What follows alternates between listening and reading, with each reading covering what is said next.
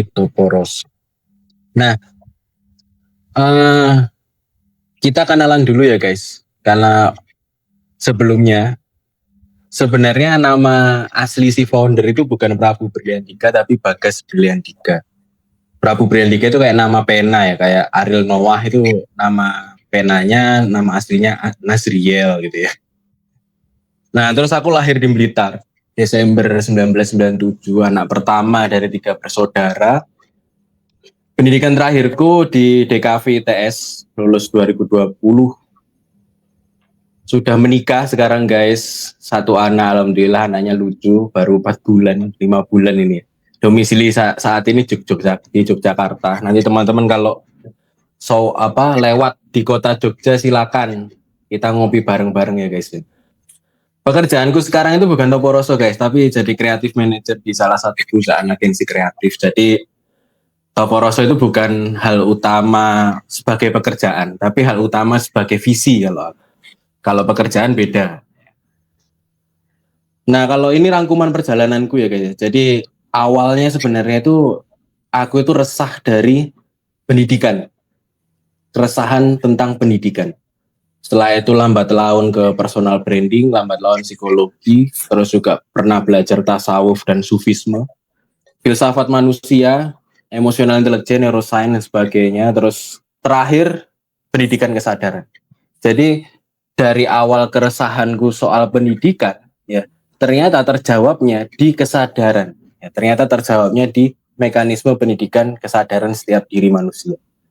Ini aku cerita sedikit aja apa perjalanannya si Bagas atau si Prabu atau si Bri kalau Bu Yovita tadi manggil aku Mas Bri. Ini perjalanan keresahan yang dibawa si Bagas ini ya. Si Bagas sedang resah ini. Jadi awalnya waktu masa sekolah dulu ya, ini aku cerita singkat aja. Jadi di SMP itu aku mengenal budaya organisasi, budaya penulisan, aku menciptakan website lingkarberjaring.blogspot.com, itu website yang dulu waktu itu termasuk pencarian utama di Google di pendidikan basket. Jadi dulu itu aku menciptakan website untuk pendidikan basket karena dulu itu aku suka basket. Lalu masuk SMA itu aku menciptakan sebuah wadah juga namanya Pendidikan Nesia. Karena di SMA itu waktu itu ada gerakan tolak UN ya. Kalau teman-teman ingat waktu itu ada viral hashtag tolak UN, itu aku jadi salah satu penggeraknya. Seperti itu. Libels ya, aku jadi dari SMA 15 Surabaya Libels. Oke, lanjut. Nah, ke masa perkuliahan ya guys. Nah, masa perkuliahan ini adalah masa di mana aku sangat-sangat berkembang di keresahan. Ya, si Bagas ini sangat-sangat berkembang di keresahan. Jadi yang awalnya Bagas ini resah terhadap kaderisasi dulu waktu di ITS sama mekanisme arak-arakan wisuda, karena di arak-arakan wisuda di tahunku itu ya guys ya, itu wisudawan itu berpesta dengan asap knalpot, dengan flare, dengan suara-suara knalpotnya itu, tapi tidak menghiraukan masyarakat sekitar. Nah dari situ keresahanku muncul lah. Ini kenapa kok sarjana pendidikan tapi lebih ke malah nggak berfokus ke masyarakatnya tapi ke pestanya itu sendiri. Nah setelah tahun pertama aku resah tentang kaderisasi dan sebagainya, masuk di tahun kedua dan ketiga aku menjadi Menteri BEM dan Ketua Umum Tim Ad Hoc. Tim Ad Hoc itu pembentukan ADART. Jadi di situ aku berkesempatan untuk membuat sebuah undang-undang agar kaderisasi di kampusku itu baik gitu ya. Tapi nyatanya ternyata kalah sama budaya di kampus. Nah ini jadi lonjakan keresahan lagi.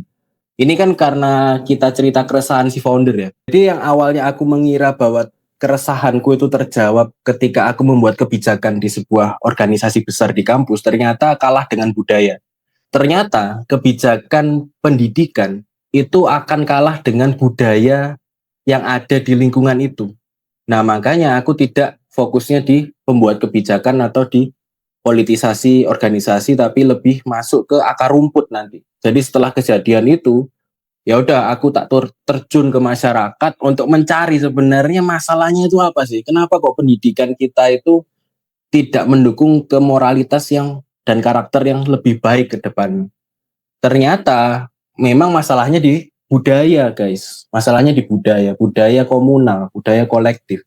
Sehingga muncullah ide bahwa ternyata kayaknya yang bisa menjawab ini adalah kesadaran yang bersifat diri dulu, lalu dia melebar dan mengkolektifkan sehingga keresahan soal pendidikan dari awal itu terjawab. Jadi memang aku bergeraknya itu di ranah pendidikan dari dulu, guys. Di ranah pendidikan. Jadi konteks terbentuknya Toporoso setelah keresahan itu ada. Konteks terbentuknya Toporoso itu bukan seperti ini. Ini adalah komunitas-komunitas lain.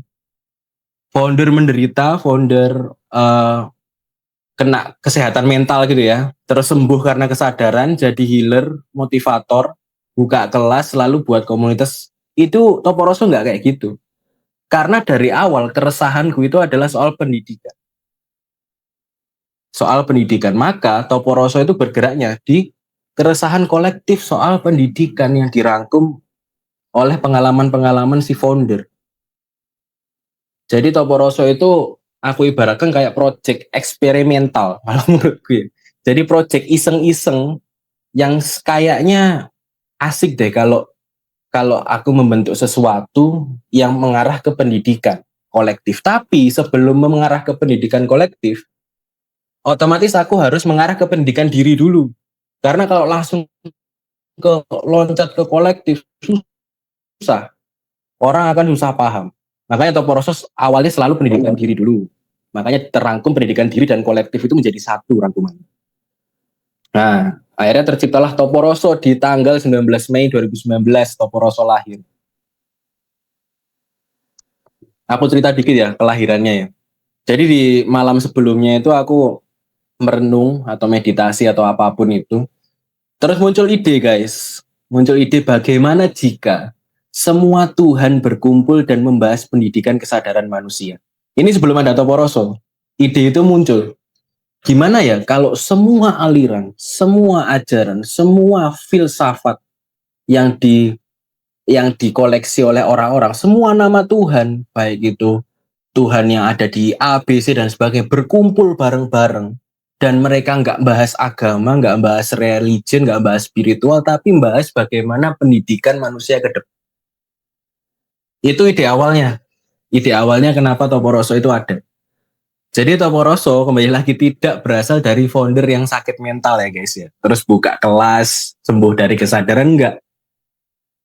Itulah kenapa Toporoso di YouTube itu jadi lebih komunitas yang cukup berbeda di antara komunitas-komunitas kesadaran lainnya. Karena gerakanku dari awal adalah keresahan soal pendidikan diri di setiap manusia yang menciptakan budaya yang tidak cukup baik gitu loh. Oke, terus akhirnya Toporoso dulu itu di Instagram, ini adalah postingan pertama Toporoso ya di 19 Mei 2019. Ini kalau ada yang lihat ya, pria bodoh itu seperti sapi ya, dia tumbuh melalui ukuran tapi tidak tumbuh dalam kebijaksanaan. Ini postingan pertama Toporoso. Nah, setelah berjalannya waktu, ternyata yang resah itu bukan hanya aku guys, tapi banyak orang yang resah seperti itu. Akhirnya aku buat komunitas akhirnya, yang awalnya aku hanya sharing-sharing ide peradaban pendidikan melalui tasawuf ma'rifat, sufisme, kesadaran, taoisme, zen dan sebagainya. Awalnya itu hanya sharing ide karena proyek eksperimental. Tapi lambat laun karena banyak orang yang juga resah, akhirnya aku membuat sebuah grup pertama komunitas yang bernama Serawung Roso di tahun 2022. Jadi setelah 3 tahun Toporoso lahir dan sharing idenya, banyak orang yang resah, sama-sama resah terhadap dirinya dan juga keluarganya, lingkungannya, pemerintahannya, negaranya, macam-macam itu. Akhirnya berkumpul jadi satu. Kurang lebih seperti itu ya. Nah ini itu secara singkatnya cerita di balik Toporoso. Ini kita masuk ke arah ke depannya Toporoso ya. Ide awalnya ini, ya kita tadi udah ngomong ya. Jadi Toporoso itu bukan dari komunitas atau bukan dari founder yang sakit mental terus sembuh karena kesadaran, tapi dari ide yang sederhana ini.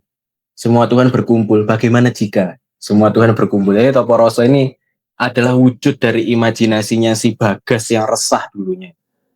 Ya, oke. Nah, latar belakangnya itu ada kondisi individu dan kondisi kolektif bangsa. Bangsa ya guys, bukan negara. Bangsa itu adalah orangnya, negara itu adalah instansi. Aku membahas kolektif bangsanya. Orang-orangnya maksudnya gitu. Kondisi individu-individu yang belum selesai. Kalau di latar belakang ide itu kenapa kok muncul?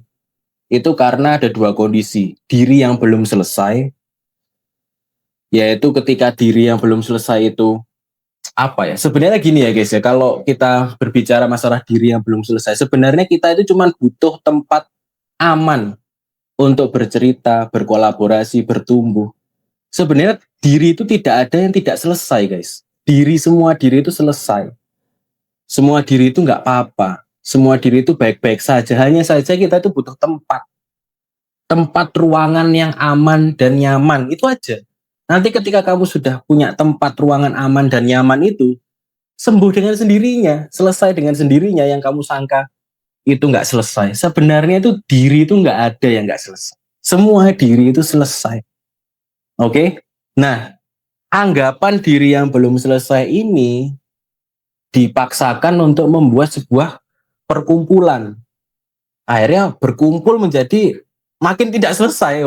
Namanya diri, kita menganggap diri yang kita itu belum selesai, terus berkumpul di tempat yang sama, terus akhirnya membahas, memvalidasi, saling memvalidasi, ya makin nggak selesai, makin nggak ada solusinya. Iya nggak? Kan kadang kan komunitas itu bergerak di senasib ya. Jadi misalkan ada komunitas apa ya, komunitas energi feminin gitu ya. Isinya itu cewek-cewek yang disakiti oleh cowok-cowoknya, pasangan-pasangannya. Berkumpul jadi satu, akhirnya makin nggak selesai masalah.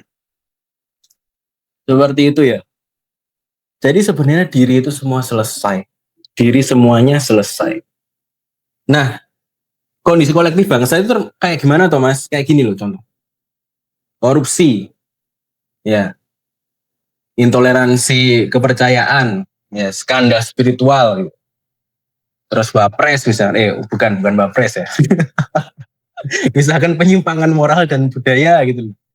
Terus lemahnya penegakan hukum dan sebagainya. Itu adalah cabang-cabang dari kondisi kolektif yang belum selesai.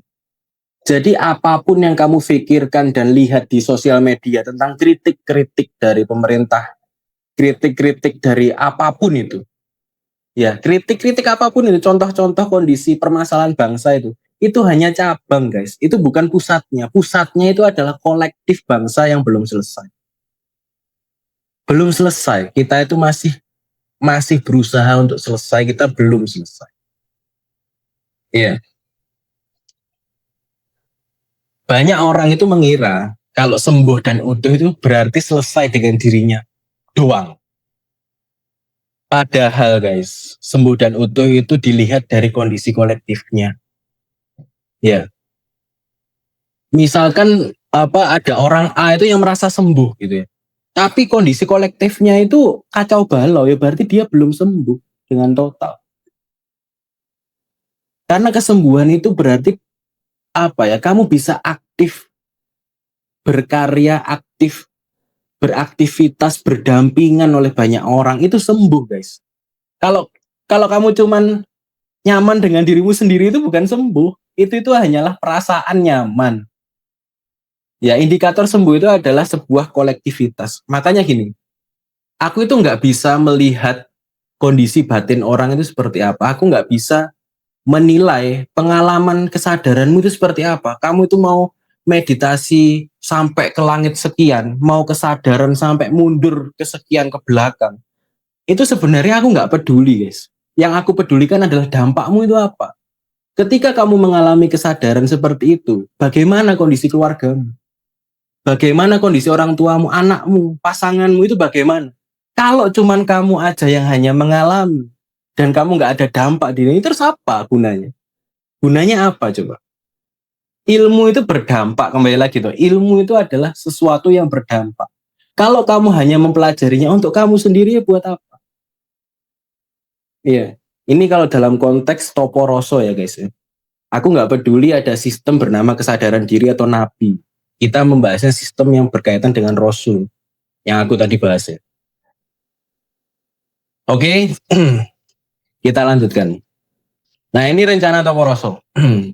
Kita bahas singkat aja rencana Toporoso. Jadi Toporoso punya rencana seperti ini guys. Jadi dia itu punya tempat berkumpul. Di dalam tempat berkumpul itu ada banyak yang bisa kita buat. Yaitu pembuatan website, Toporoso AI, grup perwilayah, terus kurikulum. Nanti kita akan bahas satu-satu singkat ya. Kurang lebih yang akan Toporoso rencanakan seperti ini. Nah, pembuatan tempat kumpul. Karena modal utama kita adalah kekolektifan, maka kolektif itu perlu wadah.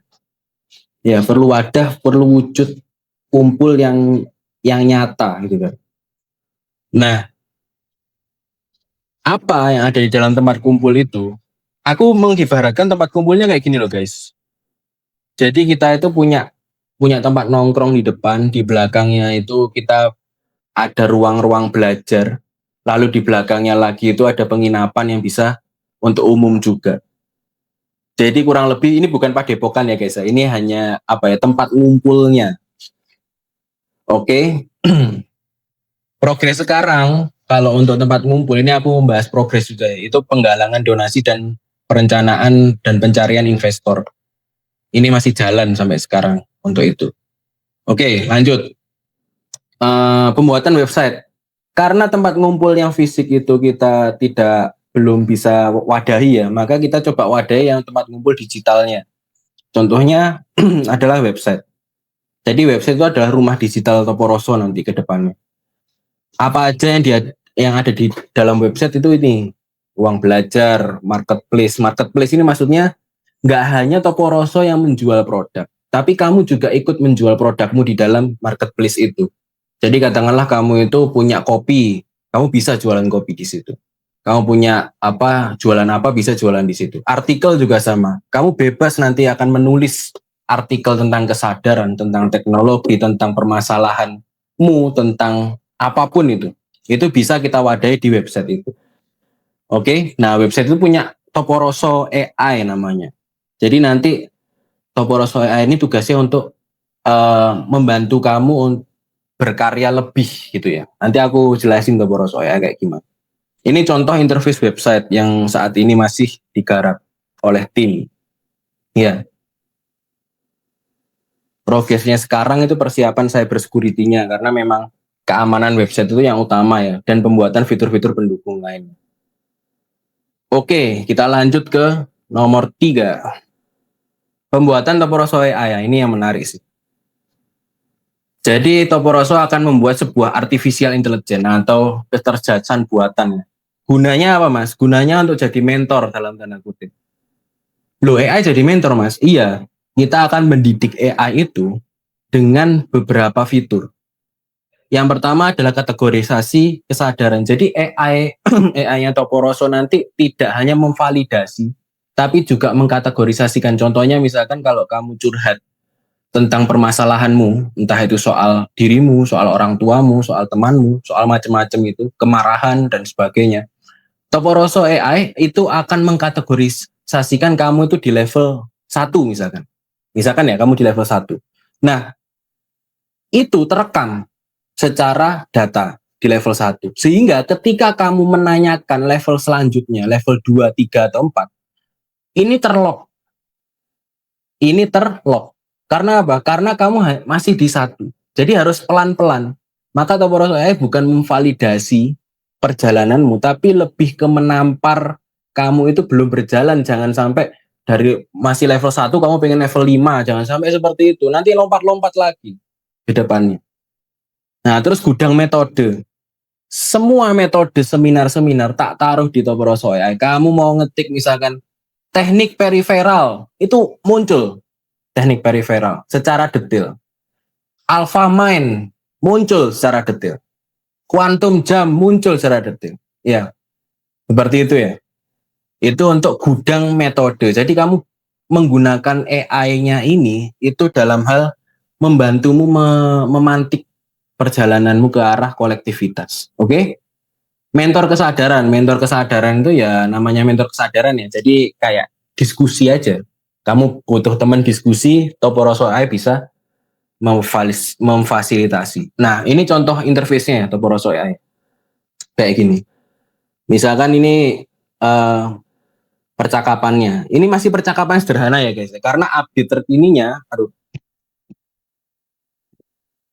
ini masih proses training atau input informasi dan memory server. Untuk interface-nya dan sebagainya dan premis-premisnya itu sudah mulai kita bangun dengan tim. Seperti itu ya. Nah, Toporoso AI itu nanti di sini guys. Ini loh. Nah, di sini loh. Di pojok website ini loh. Nah, nanti kamu klik, nanti dia akan kamu tanya metode apapun di kesadaran, di sini ada gudangnya. Jadi semua orang bebas belajar kesadaran, kayak gitu loh modelnya.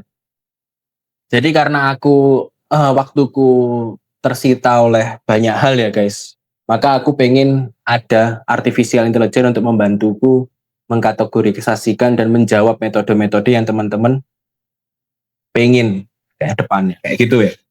Ini untuk Toporoso AI. Kita poin keempat, pembuatan grup wilayah. Nah, teman-teman ada nggak yang ikut Ma'iyah MH Ainun Najib atau Cak Nun? Nah, Cak Nun itu kan punya lingkar ya, lingkar Ma'iyah ya setiap kotanya ya. Nah, Toporoso itu pengen kayak gitu juga. Jadi setiap wilayah itu punya lingkarnya, punya lingkar diskusinya. Jadi berkumpul itu nggak hanya ngopi ngalor ngidul, tapi berkumpul itu membahas sesuatu. Entah itu membahas kesadaran diri, kesadaran kolektif, kesadaran tubuh, kesadaran macam-macam, atau metode, bahkan sharing-sharing antar metode. Dan semuanya itu gratis kalau di grup wilayah. Nah, setiap wilayah itu punya korwil, koordinator wilayah. Agar apa? Agar teratur. Karena di wilayah itu kita bisa mengatur rumah tangga kita sendiri. Contohnya, kita bisa membuat kas. Kita bisa mengadakan event. Contohnya event apa? Misalkan donor darah, bakti sosial, terus event membantu komunitas dan sebagainya, macam-macam. Ya.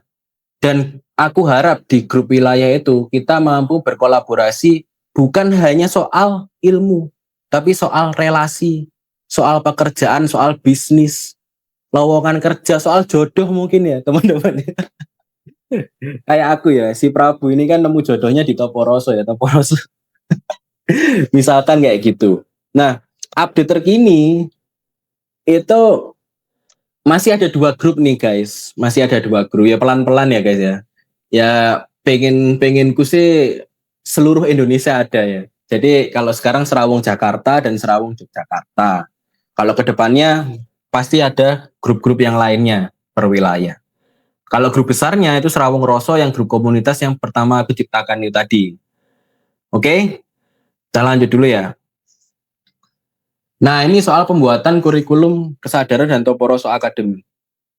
Mas, apakah Toporoso membuat kelas? Nah, gitu kan pertanyaannya ya. Oke, kita akan jawab di sini ya guys ya. Nah, jadi fungsi dari kurikulum kesadaran nanti itu adalah rekomendasi bahasan per wilayah itu tadi. Per wilayah itu tadi kan punya bahasan-bahasan sendiri ya.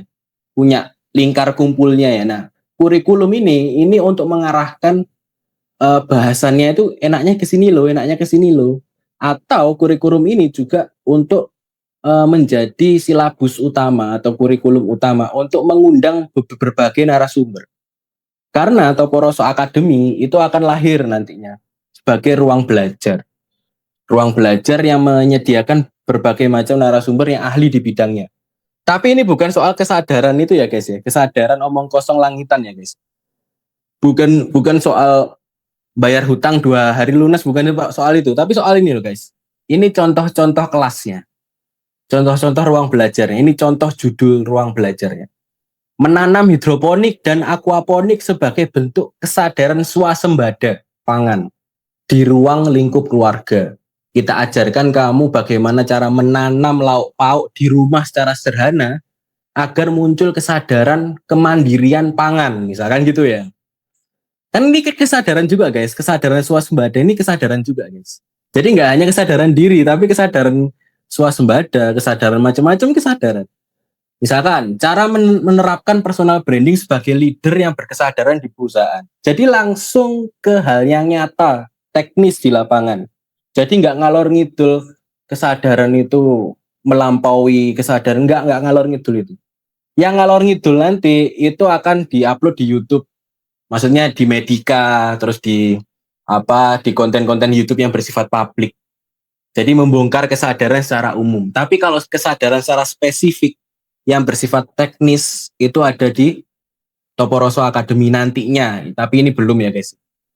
Misalkan lagi penggunaan Prom AI itu kan untuk penetrasi kesadaran perkembangan bisnismu. Itu kan juga kesadaran perkembangan. Ya, progres update-nya sekarang itu adalah proses pembuatan silabus kurikulum dan mapping audience. Kenapa sih guys kalian itu kita wajibkan untuk ngisi form?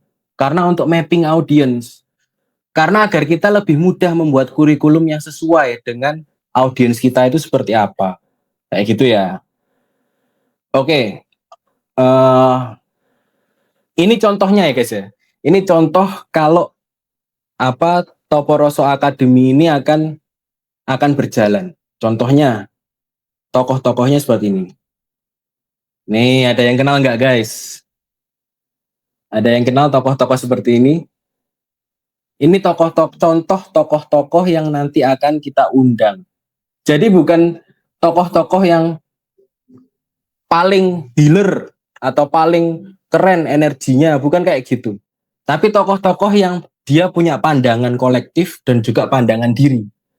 Ya, jadi nggak hanya kesadaran diri yang yang omong kosong muluk-muluk gitu enggak. Tapi kita langsung praktik kolektifnya seperti apa. Seperti itu ya. Ada yang banyak yang kenal ya ini ya untuk tokoh-tokohnya ya. Oke, kita lanjut. Nah, mekanisme ruang belajar Toporoso gimana, Mas? Apakah berbayar atau gimana? Nah, ini yang mau aku sampaikan di sini ya. Jadi Toporoso itu nanti punya 2 ruangan kelas, 2 ruangan belajar. Yang pertama ruang belajar derma diri. Derma diri itu maksudnya berderma seikhlasnya. Kamu bebas membayar mau 1.000, 2.000 terserah. Ya. Yang kedua adalah ruang belajar derma kolektif. Derma kolektif itu maksudnya ada minimal biaya. Misalkan untuk masuk sini kamu wajib berderma minimal 5.000 misalkan atau minimal 20.000. Jadi ada minimalnya. Jadi kamu terserah mau lebih dari minimal atau enggak lebih dari minimal terserah. Nah, terus nanti untuk semua rekaman ruang belajar itu nanti akan diupload di YouTube membership Toporoso. Jadi kita akan membuat YouTube membership Toporoso yang isinya rekaman-rekaman kelas Zoom termasuk kelas ini. Termasuk pertemuan ini, bukan kelas ya, ini pertemuan ya, ruang belajar ini. Nanti rekamannya ini itu bisa diakses di YouTube membership. Nah, YouTube membership itu berbayar, guys. Kenapa kok berbayar? Karena aku dan tim itu menghargai orang-orang yang pertama meluangkan waktu dan tenaganya untuk ngisi form. Yang kedua, meluangkan waktu dan tenaganya untuk hadir di dalam mekanisme Zoom ini. Gitu ya. Jadi makanya aku taruh di YouTube membership. Nah, kalau ini ruang publiknya ya YouTube dan sosial media Toporoso. Sementara ruang belajar kita adalah di Zoom online atau di pertemuan offline khusus. Kayak gitu. Kalau ruang berkumpulnya di grup WA. Ya. Jadi untuk masuk grup bebas, nggak ada biaya apapun ya. Tapi untuk masuk ke ruang belajar itu ada dermanya. Kayak gitu ya. Ada derma, terserah mau dermanya berapa. Karena apa guys? Karena untuk mengundang orang-orang ini, ya itu kan perlu biaya ya guys ya. Padahal orang-orang ini kita targetkan untuk berbicara dan mengajar di kelas dan ruang-ruang kita. Maka kita perlu biaya operasional. Seperti itu ya. Bapres Gibran nggak ada. Oke, kita lanjut.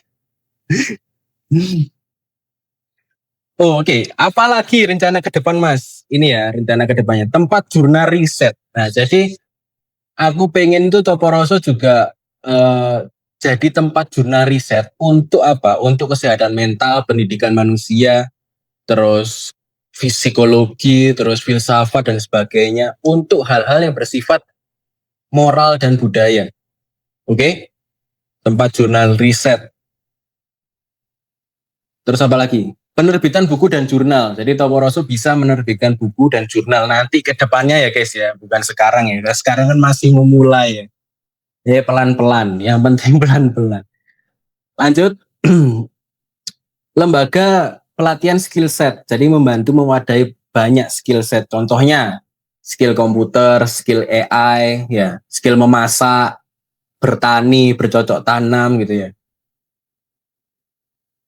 Lalu ada beasiswa pendidikan. Nah, ini menarik. Karena memang dari dulu itu keresahan pendidikan gue itu lebih ke inklusivitas. Inklusivitas itu maksudnya semua orang itu harusnya bisa mengakses pendidikan. Dari awal itu keresahanku seperti itu kan. Maka aku berpendapat kita akan membuat beasiswa pendidikan. Entah itu beasiswa pendidikan dari tingkat dasar maupun menengah ataupun sampai ke perkuliahan. Kedepannya guys, seperti itu. Hal-hal yang tidak menjadi nilai utama atau tidak Toporoso banget. Ini, satu, menjadi partai politik. Tidak ya guys ya, Toporoso tidak menjadi partai politik. Yang kedua, menjadi aliran spiritual, big no. Toporoso tidak bergerak di ranah spiritual tapi kesadaran yang kolektif soal pendidikan, terutama pendidikan kesadaran manusia. Yang ketiga, menjadi instansi keagamaan nggak mungkin. Nggak akan Toporoso menjadi instansi keagamaan. Pokoknya apapun yang tidak sesuai dengan Pancasila misalkan, itu tidak akan Toporoso jalani. Oke, jadi nggak ada partai politik, ya, tidak ada spiritual dan keagamaan. Mungkin maksudnya gini, bahasan-bahasan spirituality dan keagamaan memang ada, tapi tidak untuk menjadi instansi, kayak gitu ya. Oke, dengan kata lain ya, ini kesimpulan dari ini ya, dari modul keempat ini. Dengan kata lain, Toporoso lahir dari sebuah kolektivitas, dari sebuah keresahan kolektif, bukan lahir dari apa ya, mental illness-nya founder ya. Biasanya kan foundernya anxiety, sembuh dengan healing, terus dia jadi coach healing misalnya gitu. Tidak seperti itu ya, Toporoso nggak seperti itu. Ini pure dari keresahan kolektif yang aku dapat pengalaman dari mengamati dan menyaksikan bangsa saat ini. Toporoso bukanlah Prabu ya. Ini kamu kalau teliti dari tadi itu sebenarnya Toporoso itu bukan Prabu. Toporoso itu adalah Toporoso. Aku nggak mau guys ya. Aku itu dikultuskan sama seperti komunitas-komunitas lain yang mengkultuskan foundernya. Aku nggak mau seperti itu. Komunitas lainnya menyembah berhala foundernya, aku nggak mau. Toporoso adalah Toporoso. Toporoso bukan Prabu. Toporoso bukanlah Mas Prabu. Mas Prabu berperan di dalam Toporoso untuk apa? Menginisiasi, selesai. Menginisiasi. Toporoso itu adalah kita semua guys. Kita semua. Jadi bukan Prabu. Jadi visi besar ini itu adalah visi kita semua. Bukan visinya si Prabu lagi. Bukan aku ini. Tapi kami. Kita. Semua orang. Ya kayak gitu ya. Nah ini berkaitan dengan ide awal ya. Toporoso adalah sebuah wadah di mana sebuah sistem pendidikan kesadaran tumbuh. Akibat berkumpulnya semua Tuhan dalam tanda kutip ya. Dengan jujur saling berkolaborasi dan bertampak nyata. Ya seperti itu ya. Oke, Bu Yof, mau aku lanjutkan dulu atau ada jeda lagi?